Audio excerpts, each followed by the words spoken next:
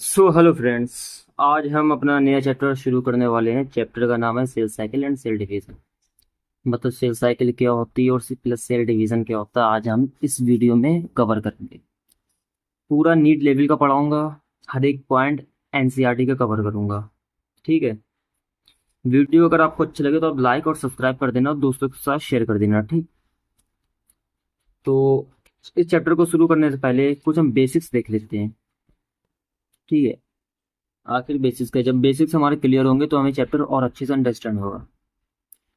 कुछ बेसिक्स, जैसे कि सबसे पहला है डीएनए जेनेटिक मटेरियल होता है। हम सभी लोग जानते हैं, बचपन से पढ़ते हुए आ रहे हैं कि डीएनए एक जेनेटिक मटेरियल है। सभी लिविंग सेल्स में, जितनी भी लिविंग सेल्स हैं उन सब के अंदर डीएनए आपका जेनेटिक मटेरियल है। लेकिन एक क्वेश्चन यहाँ पर बन सकता है, क्या सिर्फ डीएनए ही जेनेटिक मटेरियल है या इसके अलावा भी कोई है जो जेनेटिक मटेरियल की तरह एक्ट करता हो? यस, आपका आरएनए। आपका आरएनए एग्जैक्टली जेनेटिक मटेरियल है, डीएनए भी एग्जैक्टली जेनेटिक मटेरियल है, but in case of virus आपका आरएनए जेनेटिक मटेरियल है। ठीक है। तो ये कहना गलत होगा कि सिर्फ डीएनए जेनेटिक मटेरियल है। आपका आरएनए भी जेनेटिक मटेरियल हो सकता है। ठीक। एक वर्ड बहुत सुनने को मिलता है दोस्तों, मेटाबॉलिक रिएक्शंस। या मेटाबॉलिक रिएक्शंस क्या होती हैं, ये बहुत सुनने को मिलता है। तो हमारी बॉडी के अंदर जितनी भी रिएक्शंस हो रही हैं वो सारी मेटाबॉलिक रिएक्शंस की कैटेगरी में आती हैं। ठीक। सो मेटाबॉलिक रिएक्शंस हमारी बॉडी के बाहर भी हो सकती हैं, लेकिन in the presence of enzyme. Enzyme होंगी तभी ये मेटाबॉलिक रिएक्शंस होंगी। आगे जाने से पहले, टाइप्स ऑफ सेल्स पढ़ने से पहले हम थोड़ा डायग्राम, एक रफली डायग्राम आपको समझा दे सेल्स का। रफली डायग्राम तो यहाँ से हटाओ उसको। जैसा कि एक ये पूरी मान लो सेल हो गई। ठीक है। फिर उसकी आउटर मेम्ब्रेन है सेल की, जिसको हम लोग बोलते हैं सेल मेम्ब्रेन। ठीक है, या प्लाज्मा मेम्ब्रेन भी बोलते हैं। फिर इसके अंदर ये सारा लिक्विड है। इसके अंदर बीच में होता है न्यूक्लियस। ठीक है। ये बाहर वाली न्यूक्लियर की मेम्ब्रेन है, न्यूक्लियस की, जिसको बोलते हैं न्यूक्लियर मेम्ब्रेन।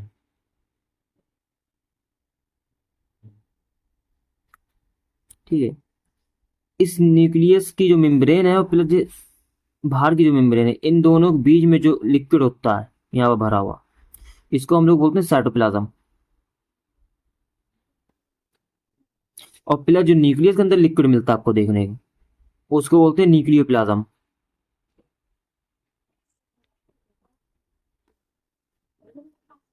तो ये एक स्ट्रक्चर है सेल का।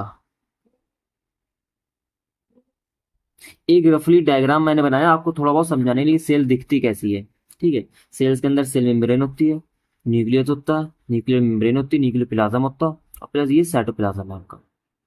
अब हम लोग अपने टॉपिक पर वापस आते हैं।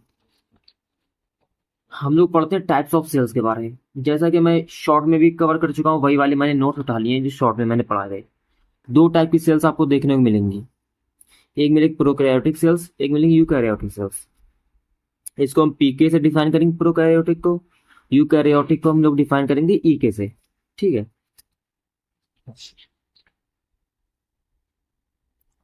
तो ये दो टाइप की सेल्स हैं, prokaryotic cells and eukaryotic cells. Prokaryotic cells, अब थोड़ा बहुत पीके सेल्स के बारे में जानते हैं। सबसे पहले इनके अंदर न्यूक्लियस नहीं होता, भूल जाओ न्यूक्लियस नहीं होता, न्यूक्लियस जैसी कोई चीज नहीं होती है। इनका साइज बहुत छोटा होता है, जो 0.1 से 5 माइक्रोमीटर तक हो सकती है। ठीक है, इनका साइज जनरली यही रहता है। मेम्ब्रेन बॉन्ड ऑर्गेनेल, जैसे कि आपके माइटोकॉन्ड्रिया है। ठीक है। आपकी होगी माइटोकॉन्ड्रिया हो गई, अभी मैं दिखाऊँ आपको। ये जो ऐसे दिखाई देती है आपकी, ये जो माइटोकॉन्ड्रिया, ये एब्सेंट होती है। क्लोरोप्लास्ट एब्सेंट होता है, गोल्जी बॉडी एब्सेंट होती है, एंडोप्लाज्मिक रेटिकुलम एब्सेंट होता है। ये कुछ भी नहीं पाया जाता आपका उसमें, प्रोकैरियोटिक सेल्स में। तो प्रोकैरियोटिक सेल्स आपकी वो सेल्स होते हैं जिनके अंदर मेम्ब्रेन बॉन्ड ऑर्गेनेल्स एब्सेंट है, प्लस न्यूक्लियस वेल डिफाइंड नहीं होता है। ठीक, साइज छोटा होता है। अब इनका जो डीएनए है, जेनेटिक मटेरियल, वो कहाँ मिलेगा? इनका डीएनए मिलता है साइटोप्लाज्म में। जैसे ही प्रोकैरियोटिक सेल्स को मैं ले लूँ ऐसे करके, ये रिसेस, तो उसमें न्यूक्लियस जैसी कोई चीज़ है नहीं, तो उसका जेनेटिक मटेरियल आपको मिलेगा यहाँ पर साइटोप्लाज्म के अंदर। ठीक है। ये डीएनए है, ये पीके सेल है। ठीक है।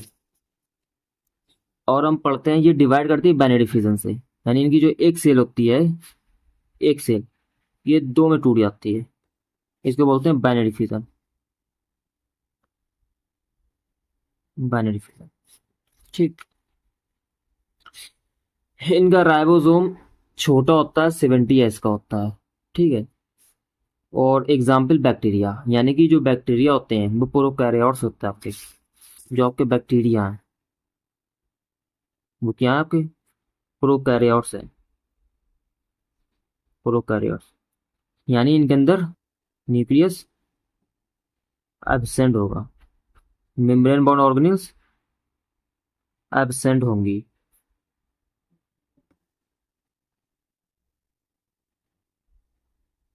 ठीक है, इतना समझ गए आई होप। अब यूकेरियोटिक सेल्स पे आ जाओ। सबसे पहले तो ये समझ लो यूकेरियोटिक सेल्स पाई जाती है एनिमल्स के अंदर, जैसे कि हम लोगों के अंदर यूकेरियोटिक सेल्स पाई जाती है, प्लांट्स के अंदर, फंजाई के अंदर एंड प्रोटिस्ट के अंदर। क्लियर। उसके अलावा इनका साइज ये थोड़ी बड़ी होती है, इसके कंपैरिजन में अगर आप देखोगे तो ये थोड़ी बड़ी होती है। इनका साइज होता है 10 माइक्रोमीटर से 100 माइक्रोमीटर तक।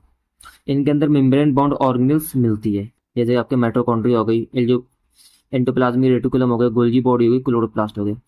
इनका डीएनए न्यूक्लियस के अंदर रहता है यूकैरियोटिक सेल्स का, जैसे कि आपकी सेल्स हो गई, ये न्यूक्लियस हो गया, और इसके अंदर इनका जेनेटिक मटेरियल आपको देखने को मिलेगा, जबकि यूकैरियोटिक सेल्स है। ठीक है। ये माइटोसिस और मियोसिस के थ्रू डिवाइड करती हैं अपने आप को। इनका राइबोसोम बड़ा होता है, 80S का होता है। एग्जाम्पल बाकी मैं बता चुका हूँ आपको। अब हम नेक्स्ट टॉपिक की तरफ मूव करते हैं अपने डीएनए के ऊपर। ठीक है। तो डीएनए एक धागे जैसा स्ट्रक्चर्स होता है, धागे जैसा। जैसा आपका ले लो ये आपका डीएनए है। ठीक है। अब इसको थोड़ा कंडेंस कर दो, मतलब दोनों को बहुत करीब लाओ, कंडेंस कर दो, तो कंडेंसेशन से, डीएनए के कंडेंसेशन से बनता क्रोमैटिन, और क्रोमैटिन को कंडेंस कर दो तो बनेगा आपका क्रोमोसोम।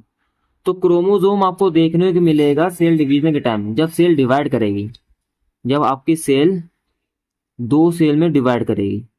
ठीक है। तो उस दौरान क्या होगा, आपका क्रोमैटिन से कंडेंस होकर क्रोमोसोम बनेगा।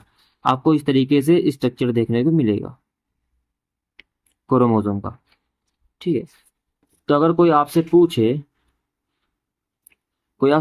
क्रोमैटिन क्या है, तो आप क्या कहोगे, it is a condense form of DNA, it is a condense form of DNA, DNA की एक कंडेंस फॉर्म है। दूसरा हम जरा समझने की कोशिश करते हैं, डीएनए की पैकेज कैसे होती है, मतलब कौन हेल्प करता है इसको पैकेज करने में। तो एक प्रोटीन आता है आपका हिस्टोन प्रोटीन, जो सेल डिवीजन के दौरान ये बनता है, हिस्टोन प्रोटीन। ये डीएनए को पैकेज में हेल्प करता है, यानी पैकेजिंग करता है उसकी। सेल डिवाइड क्यों करती है, सेल को आगे क्या जरूरत है डिवाइड होने की, सेल ना डिवाइड करे अपने आराम से रहे, लेकिन नहीं, सेल को डिवाइड करना पड़ता है। क्यों करना पड़ता है, उसके 3 रीजन बताया गया एनसीईआरटी में। पहला है ग्रोथ के पर्पज से, अगर उसको ग्रोथ करना है सेल को तो वो डिवाइड करेगी। दूसरा रिपेयरिंग वगैरह, कहीं पर सेल डैमेज हो गई है तो वो रिपेयर होती है। डेड सेल, अगर सेल डेड है, डेथ खत्म हो गई सेल्स, तो उस जगह को रिप्लेस करने के लिए न्यू सेल्स आ जाती है, सेल डिवाइड करती है वो न्यू सेल्स रिप्लेस कर देती है डेड सेल को। तो 3 रीजन थे एनसीईआरटी में कि सेल डिवाइड क्यों करती है, मतलब वाई सेल डिवीजन अकर। एक पॉइंट है कि जितने भी ऑर्गेनिज्म है वो सारे सिंगल सेल से बने हुए हैं। यस। जैसे कि हम लोग ह्यूमन, हम लोगों में मिलियंस ऑफ सेल्स पाई जाती हैं, लेकिन हम लोग बने किससे हैं? सिर्फ एक सिंगल सेल से। वो सिंगल सेल क्या है, जाइगोट। हम लोग जाइगोट से बने हैं। दिखाई दे रहा होगा आपको, आई आई होप। जाइगोट से बने हैं, जाइगोट से मोरूला बना है, मोरूला से ब्लास्टोसिस्ट,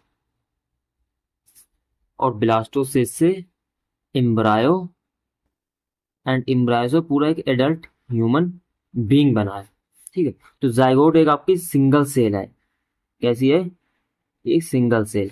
तो हम लोग सिंगल सेल से, बल्कि हम लोग क्या, जितने भी ऑर्गेनिज्म है सारे सिंगल सेल से बने होते हैं। एग्जाम्पल ह्यूमन, इसमें ट्रिलियन ट्रिलियन सेल्स पाई जाती हैं। जैसे सिंगल सेल जाइगोट, जाइगोट जैसे आपका जब स्पर्म जो होता है आपका, ठीक है, प्लस के ओवा होता है, जब ये कंबाइन करते हैं तो क्या बनाते हैं आपके, फर्टिलाइजेशन होता है और जाइगोट की फॉर्मेशन होती है। सिंगल सेल जाइगोट की फॉर्मेशन होती है। ठीक है, तो जाइगोट बना, जाइगोट से आपका मोरुला बना, मोरुला से ब्लास्टोसिस्ट बना, ब्लास्टोसिस्ट से इम्ब्रायो, देन इम्ब्रायो से एडल्ट। ये डेवलपमेंट हो रही है। ठीक, अब नेक्स्ट टॉपिक पर मूव करते हैं हम लोग। Cell cycle. सेल साइकिल क्या होती है? देखो, कुछ प्रोसेस होती है जिसमें सेल की ग्रोथ होती है, सेल्स की ग्रोथ देखने को मिलती है, फिर डीएनए उसका रेप्लिकेट करता है, यानी डीएनए अपनी कॉपी बनाता है। डीएनए रेप्लिकेशन मतलब डीएनए की कॉपी बनना, डीएनए की कॉपी बनता है। जैसे कि ये है आपका एक डीएनए, तो इसकी कॉपी बना ली हूबहू, उसको बोलते हैं डीएनए रेप्लिकेशन।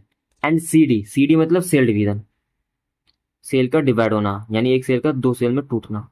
ठीक है, इसको बोलते हैं सेल डिवीजन। तो जो growth, DNA replication, cell division, ये बार बार होए, बार बार होए, तो इसको क्या बोलते हैं? सेल साइकिल बोलते हैं। ठीक है,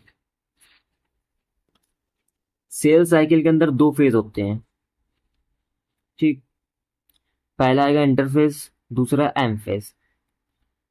इंटरफेज जिसमें सेल डिवाइड नहीं करती, सेल एक्चुअली डिवाइड करती इस फेज के अंदर, एम फेज के अंदर, माइटोसिस। सेल इस फेज में डिवाइड करती, सेल इस फेज में डिवाइड नहीं करती, सेल इस फेज में सिर्फ तैयारियां करती है। जैसे कि हम लोग शादी में जब जाते हैं तो अपना ड्रेस वगैरह बनवाते हैं, ड्रेस बनवाते हैं, परफ्यूम लगाते हैं, मेकअप वगैरह करते हैं, तब उसके बाद शादी में जाते हैं। तो वैसा ही समझ लो, सेल डिवाइड होने से पहले कुछ अपने आप की तैयारियां करती है ताकि वो सेल डिवाइड हो सके, तो उसको बोलते हैं इंटरफेज। यानी इंटरफेज एक प्रिपरेटरी फेज है, सेल्स इसमें अपने आप को तैयार करती है, ठीक है, ताकि सेल डिवाइड हो सके। इंटरफेज के अंदर तीन फेज आते हैं, एक G1 फेज, एक एस फेज, एक G2 फेज। तीन फेज इंटरफेज के अंदर मिलेंगे आपको। आप कुछ एनसीईआरटी में कुछ पॉइंट लिखे हुए थे, वो मैंने यहाँ पर लिखे हैं, जैसे कि यीस्ट सेल, ये 90 मिनट के अंदर डिवाइड हो जाती है पूरी यीस्ट सेल, लेकिन हमारी ह्यूमन की सेल को लगते हैं 24 घंटे। ठीक है, जिसमें से इंटरफेज, ये जो फेज है, ये आपका लेता आएगा पूरा 95% टाइम। ठीक है, 95% टाइम लेता है। और जो एम फेज है वो सिर्फ 1 घंटे के अंदर डिवाइड हो जाता है। यानी एम फेज आपका 1 घंटा लेता है, जो आपका 23 घंटे लेता है, 23 आवर, यानी 95% टाइम ले रहे हैं आपका इंटरफेस। एम फेज के अंदर दो चीजें होती हैं, एक होता है कैरियोकाइनेसिस, एक होता है साइटोकाइनेसिस। जैसे मैं आपको समझाऊं, कैरियो मतलब न्यूक्लियस, न्यूक्लियस का डिवीजन, कैरियोकाइनेसिस मतलब न्यूक्लियस का डिवीजन। जब न्यूक्लियस डिवाइड करता है, न्यूक्लियस जब डिवाइड करता है तो उसको बोलते हैं कैरियोकाइनेसिस। और जब आपका साइटोप्लाज्म डिवाइड करता है तो उसको बोलते हैं साइटोप्लाज्म, जब डिवाइड करेगा तो उसको बोलेंगे साइटोकाइनेसिस, यानी साइटोप्लाज्म का डिवाइड होना। तो एम फेज के अंदर दो फेज आपको देखने को मिलते हैं, कैरियोकाइनेसिस, दूसरा साइटोकाइनेसिस। तो सेल साइकिल को थोड़ा देख लेते हैं। ठीक, इस पेज को सबसे पहले हटाओ अलग। सेल साइकिल के अंदर दो फेज होते हैं, बहुत इंपॉर्टेंट है, याद कर लो, रट लो इसको चाहे आप। एक इंटरफेज, दूसरा एम फेज। इंटरफेज 95% टाइम लेता है आपका, एम फेज आपका 5% टाइम लेता है। ठीक है, इंटरफेज के अंदर तीन फेज आते हैं, ये आपका G1 फेज है, ठीक है, दूसरा एस फेज है, तीसरा G2 फेज है। तीन फेज। एम फेज के अंदर चार फेज मिलेंगे, प्रोफेज, मेटाफेज, अनाफेज, टेलोफेज। इसकी एक ट्रिक है याद करने की दोस्तों, पी मैट करके याद करो आप इसको, पी मैट। जो पी से प्रोफेज, एम से मेटाफेज, ए से एनाफेज, टी से टेलोफेज। अगर पी मैट आप याद रखोगे तो आपको एम फेज के सारे फेज याद हो जाएंगे। ठीक, उसके अलावा अब हम पढ़ने जा रहे हैं इन G phase, S phase, G2 phase के बारे में थोड़ा बहुत। G1 फेज, G1 फेज में क्या होता है, सेल अपने आप को डिवाइड, अपने आप को ग्रो करती है, सॉरी मैं डिवाइड बोल रहा हूँ। सेल अपने आप को G1 फेज के अंदर ग्रोथ करती है, मतलब ग्रो करती है। ठीक है, it is a gap between M phase and S phase. M phase और एस फेज के बीच में ये गैप होता है, और सेल इसमें मेटाबॉलिकली एक्टिव होती है। अब ये गैप थोड़ा इसको एक्सप्लेन कर दूं, जैसे कि ये ले लो आप एक, ठीक है, और इसमें आप ले लो, ये आपका है एम फेज, ये आपका ले लो G1 फेज, ये ले लो एस फेज, ठीक है, ये आप ले लो G2 फेज। तो ये जो G1 फेज है, इसके अंदर सेल क्या करती है, ग्रो करती है। ठीक है, न्यूट्रिएंट्स वगैरह लेकर सेल्स ग्रो करती है, एक्सटर्नल फैक्टर्स पे भी डिपेंड करता है G1 फेज। दूसरा एस फेज में क्या होता है, डीएनए रेप्लिकेट होता है, यानी डीएनए की कॉपी बनती है, जिसको हम लोग बोलते हैं डीएनए रेप्लिकेशन। और G2 फेज में आपका, और हाँ मैंने आपको एक वर्ड यहाँ पर बोला था कि ये G1 फेज है, ये gap between M and S phase है। ये देखो, ये आपका M फेज हो गया, ये S फेज हो गया, इसके बीच में जो गैप है वो G1 फेज है। ठीक है, इसीलिए बोलते हैं it is a gap between M and S phase. दूसरा हम देखते हैं आपका S फेज। एस फेज में देखो डीएनए रेप्लिकेट करता है, यानी डीएनए की कॉपी बनती है, सेंट्रियोल डबल हो जाता है इसके अंदर। मान लो ये सेंट्रियोल है, ये डबल हो जाएगा। ठीक है, सेंट्रियोल डबल होता है, हिस्टोन प्रोटीन की सिंथेसिस होती है एस फेज में। तो एस फेज को हम सिंथेसिस फेज भी बोलते हैं। एस फेज को हम क्या बोलते हैं? Synthesis phase. उसके अलावा G2 फेज पे आ जाओ। G2 phase gap between S and M phase. ये आपका एस फेज है, ये आपका एम फेज है, इसके बीच में अगर गैप देखो तो G2 फेज मिलेगा आपको। तो it is a gap between M and S phase. और G2 फेज के अंदर और क्या होता है? प्रोटीन की सिंथेसिस होती है। कौन सा प्रोटीन? ट्यूबुलिन। ट्यूबुलिन प्रोटीन बनता है G2 फेज में। ये क्वेश्चन हेंस उसमें भी पूछा जा चुका है, क्या नाम आपका, नीट में।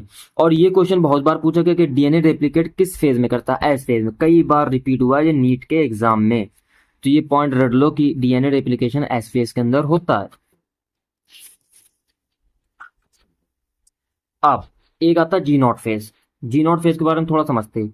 इसके अंदर सेल मेटाबॉलिकली एक्टिव होती है, लेकिन सेल ग्रोथ शो नहीं करती है, ना ही सेल डिवाइड करेगी, ना ही डिफरेंशिएशन करेगी G0 फेज में। ठीक है, लेकिन सेल मेटाबॉलिकली एक्टिव होती है, तो ये याद कर लो।